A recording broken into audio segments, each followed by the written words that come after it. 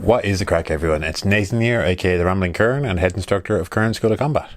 So this week's video is all about the topic of sportification. So what do I mean by that? Well, there is this thing that happens to a lot of martial arts, especially in the Western world, where they become, for want of a better term, sportified. They become sports. And there's multiple reasons for that, and I'm going to address those throughout the video, and also give my own experience around these things. Now, I've witnessed this myself firsthand, and I've seen a lot of videos in recent years kind of disparaging specific martial arts for doing this, and saying that, martial arts have lost their way and this art's no longer good for XYZ reason, and all sorts of various different topics around that. Now, I think there's something really important to understand when we look at martial arts in a modern context, and especially in the West. And the big thing is, most martial arts we learn are not, in the truest sense, martial arts anymore. Most of them are sports. Most of them are, if we're practicing certain ones, they're combat sports. Some of them are just regular old sports. There's not very much combat in them, and I'll touch on that later. Some are self-defense, which isn't really a martial art. And a very, very small handful are martial arts. And I know that sounds awfully confusing, but I'll break that down for you. So what I mean by that is you have, say, the likes of boxing and, say, judo or taekwondo, where they are combat sports. They are sports that revolve around combat. MMA would be another prime example of it. And taekwondo is an interesting one, because if we take taekwondo or karate, an art that I did study when I was younger, good example of karate in the 80s, where we see tournaments getting very, very popular, full contact, minimal rule tournaments. And there's some amazing highlights reels of these. I'm going to have one in the description if you want to go check it out, but I'll bring up some pictures of them because they are really cool. Like, I wish these would make a comeback. I just think they're cool as hell. And the idea with these was to showcase how, lethal and cool these arts were. But if we look now at what the most popular versions of karate tournaments are, and we look at, say, like Olympic style karate, it's two completely different things. And the combat side of it has fallen in favor of the sports side of it. Modern karate that we would see in the Olympics is much closer to, say, fencing.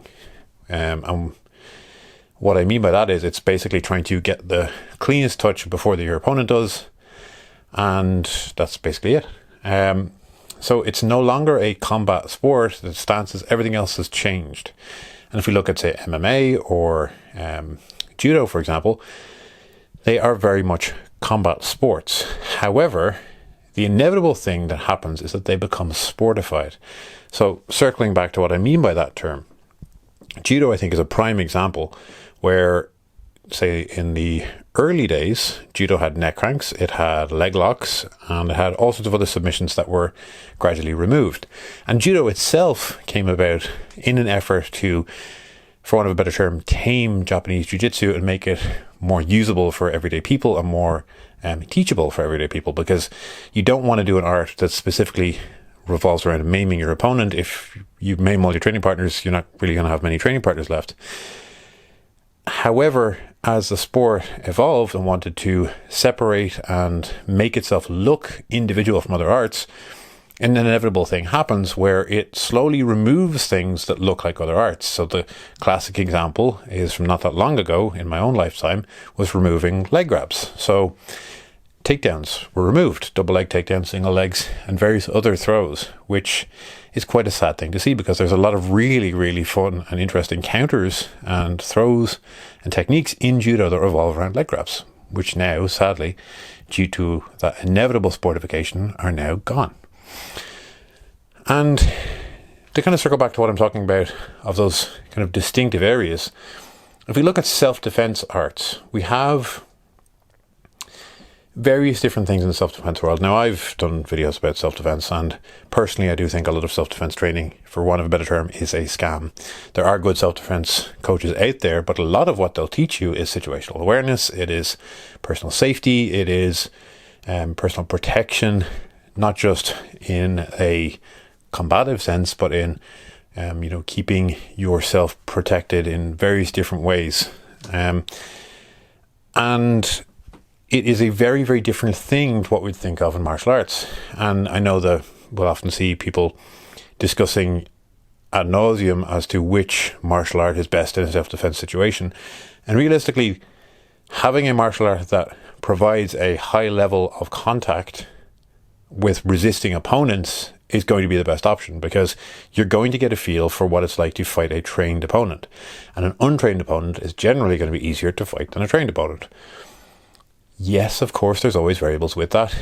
Multiple opponents, people just simply sucker punching you, all that sort of stuff.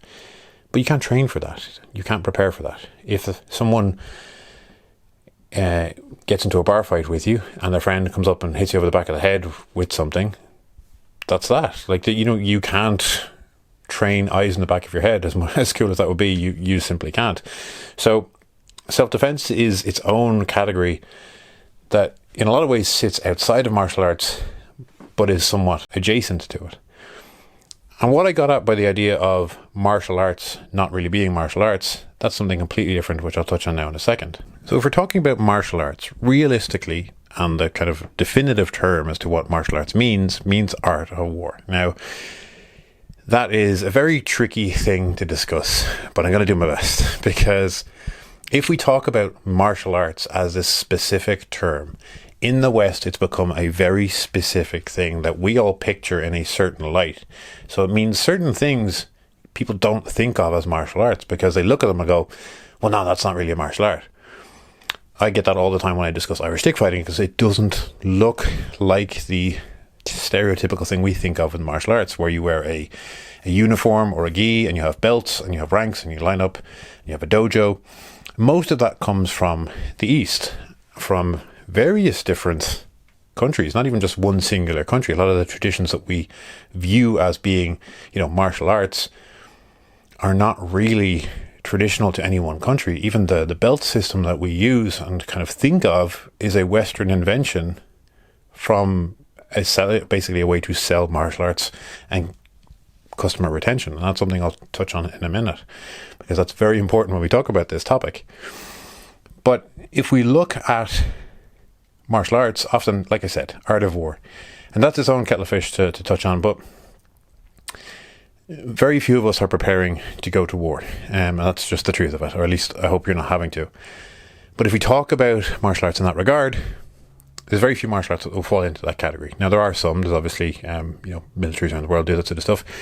But for most people watching this channel, if you train in martial art, that's not really what you're about. So the sport, the combat sport, the self-defense, and the martial art.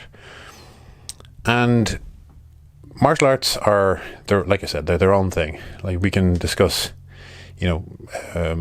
practicing shooting a gun in modern terms is probably more of a martial art than most other martial arts that we would look at. But that's really getting into semantics. And what I wanted to talk about in this video is the sportification of martial arts, especially ones that I have trained in my lifetime. I've already discussed karate, and I think that is a very good example of it. I've discussed judo, but another one is Brazilian Jiu-Jitsu. Now, I love Brazilian Jiu-Jitsu. It's really what got me back into martial arts in my late teens and has kind of put me on the trajectory I'm on. And it's gotten a real bad rap of late. A lot of people are really criticizing Jiu-Jitsu, and for some, understandable reasons. I'd say the biggest one is guard pulling. People look at guard pulling and they go, oh, well, that's stupid. Why would you do that? Now, I could do 100 videos on that topic and compare other martial arts and things that are silly in them. There's a lot of stuff in judo, for example, that is just laughable from a self-defense point of view, but they have rules in place because it is a sport. That's the same thing in Brazilian Jiu-Jitsu. You don't get a lot of points for doing takedowns in Brazilian Jiu-Jitsu, so it's not worth doing. And for people who are hobbyists, it's not really worth spending years to get good at these things if you're not really going to get much return on your investment when it comes to competition. And that is what I'm talking about when it comes to sportifying martial art.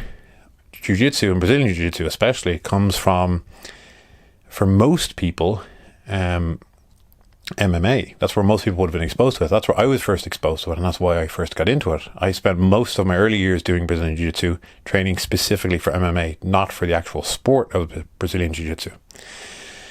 And if we look back at the origins of it, we'll see Vale-Tudo, and we'll see the Gracie challenges, and we'll see UFC 1, where most people in the Western world would have been exposed to Brazilian Jiu-Jitsu for the first ever time. And I think Jiu-Jitsu is getting a real bad rap of late because of some inevitable things that happen to martial arts if they are to grow popular and to continue to grow popular and to survive, especially in a Western world where gym owners and instructors have to make a living. And that's a very important part of teaching martial arts that I think a lot of people miss out on. And what do I mean by that? Well, let's say I run a Brazilian Jiu-Jitsu gym. Now, I know a lot of people who do. I know a lot of people who run various different gyms. And I had a very good discussion with a friend of mine who runs a martial arts school about retaining students and how to actually do that. And the reality of it, because it's a very difficult thing to do. But let's say we're looking at a Brazilian Jiu-Jitsu gym. Most of them will have a competition team. Let's say it comprises 10% of all of the members. For a very competition-focused gym, maybe 50%. But still, at least half of those people have no intention of ever really competing, at least not to a serious level. They might do the odd local competition, but they're not looking to go to Worlds or anything like that. So for most people, they're doing it for fitness, they're doing it for fun, and they're doing it for the social aspect. At least for myself, that's one of the main reasons I continue to do Brazilian Jiu-Jitsu. And that is how you retain students. That's how you get students to continue to train with you. The other very important way for gyms to make money is training children. Now, if we have a martial art that's focused around like no holds barred fighting, it's not really a martial art that's going to sell very well to parents. Little Timmy and Mary aren't really going to be, going home with bruises and cuts all over them from their elbows that they were drilling in their, bare knuckle, no holds barred wrestling matches.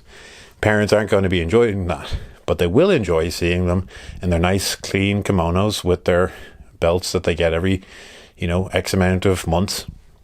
And that's where that retention that I talked about comes in. It's much easier to retain people who are looking for a simple outlet to stay fit, and it's much, much easier to retain people who are 18 and under, because kids are kind of stuck with you unless the parents are going somewhere on holidays. Kids are the most reliable students to have in a martial arts school. They're the ones in a lot of places that pay the bills and keep the lights on for a lot of instructors, even very serious martial arts schools who train for world championships and various different things. You will find, if they have a good kid program, often that outnumbers the adults by a significant amount. Not always, but quite often. It's very difficult to retain adults because adults do things. They have kids of their own, and then they have to step back from martial arts. They travel, they get new jobs, they move city. So, you all understand this. This is what happens to adults in martial arts. But it means, if we look at competition, the Vale-Tudo, the UFC, the MMA style training and approach that people, hold in very high regard for various obvious reasons, is not really going to be a competition format that works for your office workers and your kids, or even your blue collar workers who need their hands for, their job. It's not going to be a very conducive thing if they want to continue to do their job.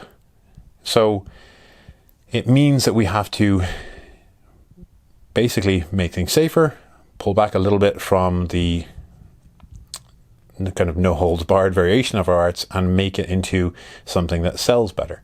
And this is just an inevitable thing that happens in martial arts.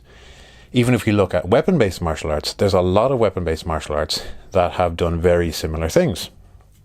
So I have a lot of friends who do eskrima. I've done a little bit myself in the past, and we'll see competitions where they use a lot of padding, much lighter sticks, and they score the amount of hits, various different systems around this. And they also have multiple ranks in order to retain students, whereas the arts may never have had that. And that's something I have a kind of a love-hate relationship when it comes to martial arts in Ireland. A lot of people want to have ranks for various different arts, and it was never really a traditional thing in Ireland. So for me, it sits oddly to have, multiple ranks in an art because it wasn't a traditional thing. But if you want to retain students, it kind of helps to have levels and ranks because people want to stick around and get them.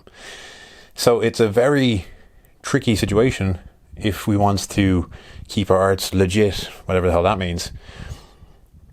Because if we're training a group, not everyone wants to go hardcore and fight. Most people are just there to have fun. And that is something I think really gets missed when we talk about martial arts. And this comes from someone who has competed in all different sorts of martial arts, who trains to the highest level of contact I can in pretty much any discipline I do, and has a lot of injuries from doing just that. And I see the value in that, very, very much so. But it's not for everyone. And if you want to run a successful school and make a living out of teaching martial arts, that's not really going to be the best path to success. So how do you manage that? How do you keep an art in its combat-based roots, but still can have it continue to grow? And I leave that open to you guys. I want to hear what you think about that, because I have some ideas around it, but this video has been a good enough ramble already. So let me know what you think. Leave some comments down below. Please like and subscribe. If you want technique videos on Irish martial arts, you'll find my Patreon down below, where you can also train with me one-to-one if you want as well. If you made it this far, really do appreciate it. Throw us a note, subscribe. Really helps the channel out. Really appreciate you watching. Thank you so very much, and slán.